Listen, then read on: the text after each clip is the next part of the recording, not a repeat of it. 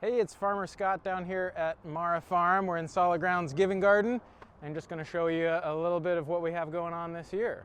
So the first thing, which is very exciting, is this enormous pumpkin. There's a neighbor, Joe, who's very passionate about growing giant pumpkins, and he grows in the pea patch next door, and once we found out what he was doing, it became a stop on all our field trips.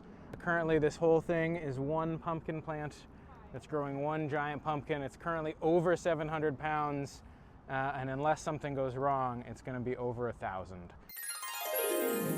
A lot of our summer crops are booming. Lots of zucchinis and green beans and cucumbers. And then we have a few fun summer crops. This is called painted mountain corn, and it's a beautiful multicolored dry corn.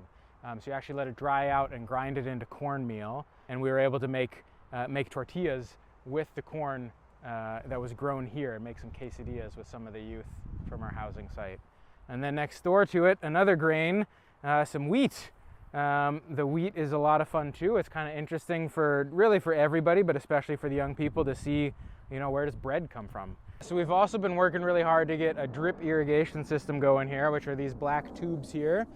And that's going to help us be a lot more water efficient. It's been kind of on the list for a long time, and we got a grant this year to do it. And we have some micro sprinklers that go off to germinate some things here, like our little baby radishes that are just starting. We planted these a few days ago. So in the hoop house, we've got tomatoes growing and loving life. We have cantaloupe growing, kind of just for fun. We'll see how it goes. A lot of the farm is focused, even though it's engaging and fun for kids, it's more focused on production, whereas the kids' garden is purely focused on experience. We have a fun bean tent. You can hop inside and hang out in and amongst the beans. These are some scarlet runner beans and some other really beautiful dry beans growing here.